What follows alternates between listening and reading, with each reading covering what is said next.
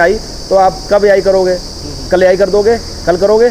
तो एक आध फार्मर तो ऐसे भी टकरा है जिन्होंने कहा कि नहीं सर जब एकदम ठंडा हो जाएगी कल नहीं करेंगे परसों करेंगे। अब आप समझिए कोई चांस ही नहीं। बच्चियाँ गाय छोड़ दीजिए, हम लोग तो केवल बच्चियाँ पे करते हैं और हमने कई बच्चियाँ ऐसी देखी है, आपने एक लगाया, दो लगाया, तीन लगा दिया लालच में, नहीं कंसीव्ड, आपने कन्वेंशनल लगाया कंसीव, आप उसको मल्टीप्लाई कर दोगे, वही सीमेंट फिर लगा दोगे जिसमें आप जो नया जेनेटिक्स लेके आए उसमें भी वो छोटा होने का गुण है, तो वो मल्टीप्लाई हो जाएगा एकदम से। समझ लें ट्रेड तो कोई नेगेटिव ट्रेड है, थन खराब, थन लटकने के ट्रेड हो, अब एवरेज कोई भी सीमेंट इस्तेमाल कर रहे हैं तो केवल सीमेंट पे पूरी ताकत लगाने से काम बनना नहीं है। अच्छा। सीमेंट का सिलेक्शन और सीमेंट लगा देने के बाद का नतीजा केवल 1/3 काम करेगा आपका। अच्छा, वीडियो मेस्टाइटिस का है तो क्या सीमन में भी मेस्टाइटिस का चेक करना था? किस देखिए ट्रेड्स हैं जो क्लेम करते हैं, अच्छी कंपनियां हैं, क्लेम क्या करती हैं, है उनका। अच्छा, कि आपको मेस्टाइटिस। मैं पहुंचा हुआ हूँ मार डेयरी फार्म जो कि बाराबंकी में है, और आज के हम वीडियो में बात करने वाले हैं कि हम गायों का सीमन सिलेक्शन कैसे करेंगे, या किस गाय पर कैसा सीमन को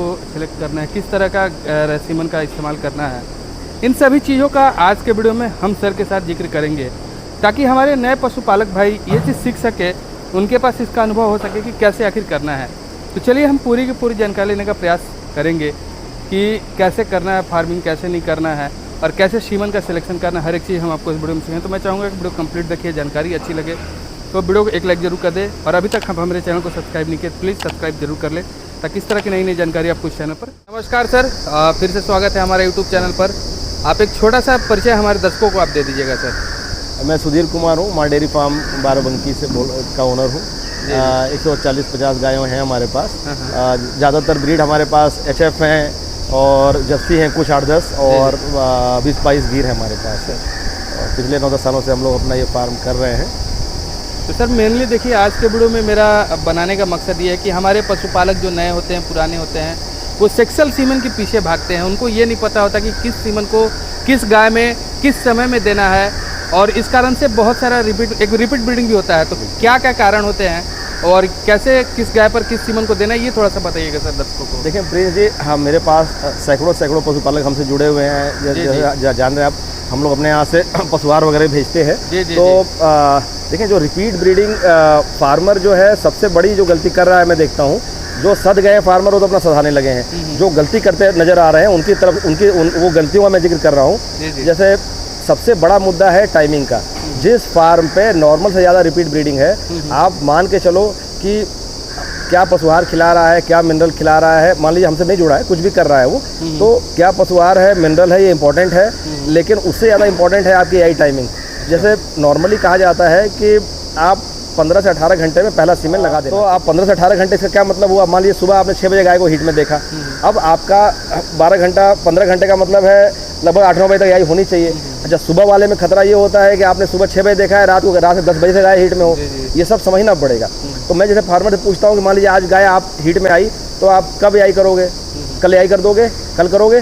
तो एक आध फार्मर तो ऐसे भी टकरा है जिन्होंने कहा कि नहीं सर जब एकदम ठंडा हो जाएगी कल नहीं करेंगे परसों करेंगे। अब आप समझिए कोई चांस ही नहीं है। आप परसों एआई करेंगे, कहा कोई लेट ओवुलेशन वाली कंसीव हो गई तो हो गई, नहीं तो नहीं कंसीव होगी। आपका एआई टाइमिंग सुधारना पड़ेगा पहले तो। दूसरा सेक्सुअल सीमेन की आप बात कर रहे थे। जी। तो सेक्सुअल सीमेन में हम लोग अपने अनुभव से बता रहे हैं। देखिए ये नहीं होता कि भाई जैसे आपके पास ज़्यादा गाय हैं तो आपके अनुभव जल्दी बड़े हो जाते हैं। उसमें ये अनुभव है हमारा कि गायों पे तो आपके पास बच्चियाँ नहीं है लगाने को तो आप गायों पे लगा लीजिए, लेकिन आप जानते रहिए कि गायों पे कॉन्सेप्शन कम है ना।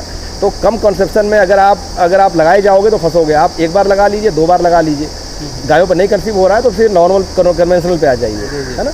और कंपनियां चूज़ करते समय ये समझ के करिए कि भाई जिन कंपनियों के सीमेन अच्छे आ रहे हो सेक्शन और कंसेप्शन मिल रहा हो। अगर आपको किसी खास कंपनी किसी भी कंपनी का लगा रहे हैं, अगर कन्वेंशनल सेक्स नतीजा नहीं दे रहा है तो आप बदल के चेक कर लीजिए उसको, है ना। तो एक तो ये ध्यान देना पड़ेगा सेक्शन की क्वालिटी ठीक हो, आपकी एआई टाइमिंग ठीक हो, और तीसरा ये है कि गायों पर लग रहा हो, अब बच्चियों पर लग रहा हो, बच्चियों पर नहीं लगा, गायों पर लगा रहे हैं तो आप जानते रहिए कि आप ऑड्स के अगेंस्ट, मतलब आपके जो चीज़ें हैं आपके अगेंस्ट हैं, आप उसके विपरीत बहने की कोशिश कर रहे हैं। तो विपरीत बहने की कोशिश थोड़ा देर तक करिए, 1 एआई करिए, 2 एआई करिए, गाय पे नहीं सक्सेसफुल है तो कन्वेंशनल पे आ जाइए। हमने कई बच्चियाँ, गाय छोड़ दीजिए, हम लोग तो केवल बच्चियाँ पे करते हैं, और हमने कई बच्चियाँ ऐसी देखी है, आपने 1 लगाया, 2 लगाया, 3 लगा दिया लालच में, नहीं कंसीव्ड, आपने कन्वेंशनल लगाया कंसीव्ड। तो अंतर बहुत बड़ा है कन्वेंशनल और सेक्स में। हमें सेक्स सीमेन का प्रयास करना है बच्चियाँ पैदा करने का, लेकिन इस हद तक प्रयास नहीं करना है कि फार्म को डुबा बैठे हम, समझिए। अगर 9-9, 10-10 महीना हो जाएगा डिलीवरी किए हुए, गाय सब खाली रहेंगे तो आप फंस जाएंगे। तो 2 बार लगा लीजिए। आगे गर्मी आ रही तो जल्दी से देखें आप, जब आपका ब्रीडिंग सीजन था नवंबर से लेके मार्च तक, अप्रैल मार्च तक, तो आपने सेक्सुअल सीमेन में बर्बाद कर लिया। फिर आप गर्मी में लगे कन्वेंशनल लगाने, तो आपका फिर वो भी फंसेगा मसला। गर्मी में भी कन्वेंशनल से भी इन गायों का ये कॉन्सेप्शन नीचे जा रहा है। अच्छा है ना। तो जी आप भी एक फीड निर्माता है और फीड खुद बनाते हैं, तो क्या फीड से भी गायों में रिपीट ब्रीडिंग की ऐसा समस्या आता है? फीड जो अच्छा फीड और अपने सारा जो उसके न्यूट्रिशनल स्टेटस है, वो तो बेसिक बॉटम लाइन है ना। आपने अच्छा फीड खिला लिया, जिसमें या तो फीड ऐसा अपने से बना रहा है तो उसमें मिनरल डाल लिया, या अच्छा फीड खिला लिया। मैं अपने तो आश्वस्त करके चलता हूँ कि हमारे फीड के साथ कुछ मत डालिए, मैं सब लेके चल रहा हूँ। मिनरल जो भी सप्लीमेंटेशन पार्ट है बहुत मजबूत है हमारे फीड का, हमने कर लिया, वो तो हो गया। लेकिन उसके बाद कॉन्सेप्शन से रिलेटेड जो बातें हम जिक्र कर रहे हैं वो भी ध्यान करना ही करना पड़ेगा। आप मतलब कोई ऐसा नहीं है कि आपने फीड खिला लिया अब तो काम खत्म, अब भाई फीड में सीमेन थोड़ी ना डाल रहे हैं। कोई भी अच्छा फीड भी आपको यही टाइमिंग तो सही करनी ही करनी पड़ेगी। आपको गाय सही चूज करनी पड़ेगी। आप बछिया पे सेक्सुअल सीमेन नहीं लगाए, मतलब गाय पे सेक्सुअल सीमेन नहीं लगाए जा सकते बार बार, है ना। और ब्रीडिंग सीजन आपको समझना पड़ेगा। ब्रीडिंग सीजन है अक्टूबर से लेके या नवंबर से लेके मार्च तक। तो आपको प्रयास करना है कि आपकी ज़्यादातर गाय इस समय कंसीव हो जाएं। तो दुर्भाग्य से आपकी गाय ने जनवरी में बच्चा दिया है, तो आपके लिए चले जाने वाला है, आप अप्रैल में शुरू करोगे। तो ठीक है, आपने एक बार सेक्स सीमेन लगा लिया, नहीं पार हो रही, तो आप कन्वेंशनल पे आ जाइए जल्दी से जल्दी, कि आपका जून शुरू होने के पहले गाय गाभिन हो जाए तो ज़्यादा अच्छा है ना।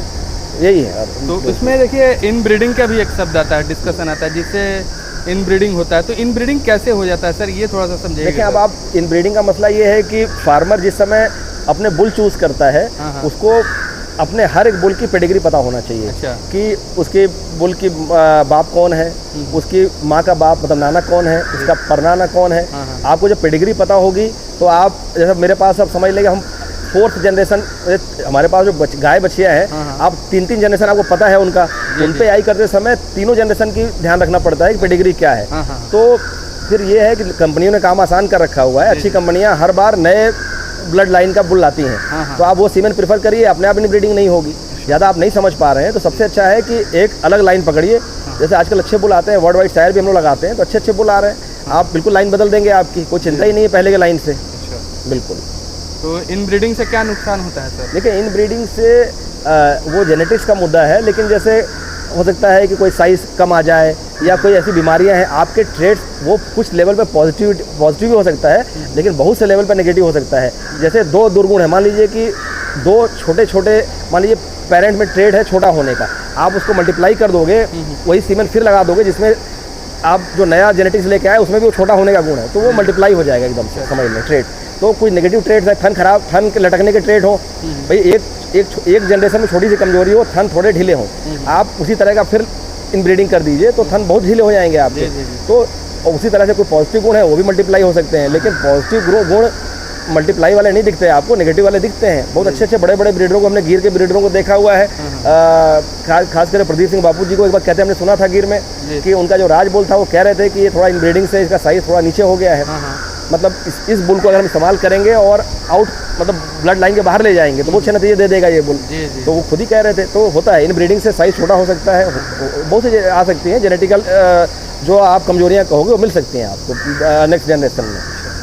तो मेन सीमन का सिलेक्शन कैसे करना है सर, ये भी तो एक चाहे किसी भी कंपनी का उससे कोई मतलब नहीं है, लेकिन सिलेक्शन कैसे करेंगे? देखिए, हमने एक बार ऐसे भी चैनल पे जिक्र किया था, आप अबव एवरेज कोई भी सीमेन इस्तेमाल कर रहे हैं तो केवल सीमेन पे पूरी ताकत लगाने से काम बनना नहीं है। अच्छा। सीमेन का सिलेक्शन और सीमेन लगा देने के बाद का नतीजा केवल 1/3 काम करेगा आपका। अच्छा। 1/3 काम उसके बाद आपका फीड करेगा और 1/3 काम आप खुद आपका मैनेजमेंट करेगा। अच्छा। आप वर्ल्ड वाइड शायर का अच्छे से अच्छा सीमेन लगा दीजिए, अच्छे से अच्छा फीड खिला दीजिए, आप खराब मैनेजमेंट करिए, बच्चे को 4 बार डायरिया करिए, है ना, बच्चा खराब हो जाएगा। उसी तरह से आप अच्छा सीमेन लगा लीजिए, मतलब फीड खराब खिला दीजिए तो भी बच्चा नहीं ग्रो करेगा। तीनों पार्ट को 1/3 ताकत लगाइए, सीमेन को भी, फीड को भी, मैनेजमेंट को भी। और सीमेन सिलेक्शन की जो आप बात कह रहे हैं उसमें एक चीज़ बहुत इंपॉर्टेंट होती है कि नया जो फार्मर होता है, हमारे पास ट्रांजिशनल जेनेटिक्स नहीं है। 3 जनरेशन के पास हमारे पास मजबूत जेनेटिक्स हो गई, बच्चे बड़े साइज़ के हैं, गाय बड़ी है, तो हमारे पास थोड़ा बड़ा सीमन भी हमने लगा दिया, जिसकी सायर कार्विंग इज खराब हो मान लीजिए, तो बच्चा नहीं फंसेगा। लेकिन एक सायर कार्विंग इस फैक्टर है, जैसे नए फार्मर के लिए मैं कहूँगी ये सब फैक्टर ध्यान देने चाहिए कि आप सरसरे तौर पे सायर कार्विंग इज देख लीजिए। आप अगर A1 A2 का कुछ आपका चाहत है तो आजकल A2 सीमन बहुत आ गए हैं, A2 प्रीफर कर लीजिए। मेरे हिसाब से बहुत ज़्यादा बड़ा मुद्दा नहीं है वैसे, क्योंकि अच्छा दूध होना चाहिए और A1 A2 तो अपनी जगह पे जैसा भी है। तो आपके पास ऑप्शन है, आप A2 करना चाहते हैं तो A2 कर लीजिए, है ना, अपने नेक्स्ट जनरेशन को धीरे धीरे लगाते हुए। ये हो गया। और मिल्क आप देख ही रहे हैं, फैट हमारे इंडिया में दूध फैट से बिकता है, फैट से पसंद किया जाता है। तो आप बुल प्रेफरेंस के समय वो प्रेफर करिए जिनका फैट 3.45 ना हो के 4 के आसपास हो, 4 के ऊपर हो। देखिए हाई इल्डर्स का फैट 4 के ऊपर बहुत कम मिलेगा आपको, लेकिन 4 के आसपास रहे तो ज़्यादा अच्छा है। 3.9 से 4.2 तक टाइप के बुल प्रेफर करिए जिनका माएँ इस टाइप का दूध दे रही हूँ, तो फैट अच्छा रहेगा आपके अगले जनरेशन का, है ना। तो इन्हीं सब क्राइटेरिया पे डिसाइड किया सकता है कि हम किसका सीमेन ले रहे हैं, कौन सा सीमेन यूज़ कर रहे हैं, कौन सा बुल यूज़ कर रहे हैं। तो इसके पहले आपने जिक्र किया, इसके पहले वाले वीडियो में मैस्टाइटिस का है, तो क्या सीमन में भी मैस्टाइटिस का चेक करना था कि ट्रेड्स हैं जो हाँ क्लेम करते हैं, अच्छी कंपनियां हैं क्लेम क्या करती हैं, है उनका कि आपको मैस्टाइटिस से जैसे सोमेटिक सेल काउंट किसमें कम मिलेगा आपको, तो वो पैरामीटर बहुत डिटेल में लिखे होते हैं। अगर आप उन सबको ध्यान देके बुल प्रीफर करते हैं, सैकड़ों बुलों की लिस्ट आपको दी जाती है। आप जैसे सोमेटिक सेल काउंट जिसमें जिन बुलों में कम आ रहा हो आप उनको प्रीफर करें तो आप लेस प्रोन है मैस्टाइटिस की तरफ।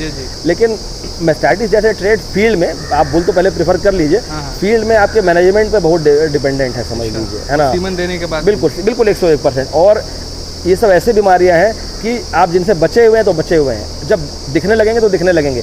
आपके फार्म पे उनका लोड बढ़ना शुरू हो जाता है, बैक्टीरियल वायरल लोड जो भी आ रहा है, तो आप थोड़ा रूटीन में डिसइंफेक्टेंट वगैरह, जैसे आप समझ लीजिए कि गायों को हटा के महीने में एक बार फॉर्मल्डिहाइड वगैरह स्प्रे कर दीजिए। टर्मिनल डिसइंफेक्टेंट माने जाते हैं, इतने स्ट्रॉन्ग हैं कि कोई भी कीटाणु होगा उसका लोड दबाते रहेंगे, तो आप बीमारियों के रिपीटेशन से बचेंगे। जैसे हम लोगों ने देखा है कि 1.5 साल 2.5 साल मैस्टाइटिस नहीं हो रही, और लास्ट ईयर हमने देखा था जब फ्लेयर अप हुआ 4-5 गायों में हमारे फंसा में, तो और जबकि हम लोग अपने बहुत काबिल समझते हैं, जब फंसना होता है तो फंस गए, है ना। तो चीज़ें जब आ जाती हैं तो उनको बिल्कुल हटाना में समय लग जाता है। 2-4 महीने में कभी कोई दिखेगा, फिर 10 दिन में कोई दिखेगा, तो कोशिश की जाए कि ना आए चीज़ें, आएंगी तो दिखेंगी, है ना। बिल्कुल। चलिए, बहुत अच्छी सर जानकारी दी इस छोटे से वीडियो में अपने सीमन के बारे में, रिपीट ब्रीडिंग के बारे में। इसके लिए बहुत बहुत धन्यवाद सर। Thank you.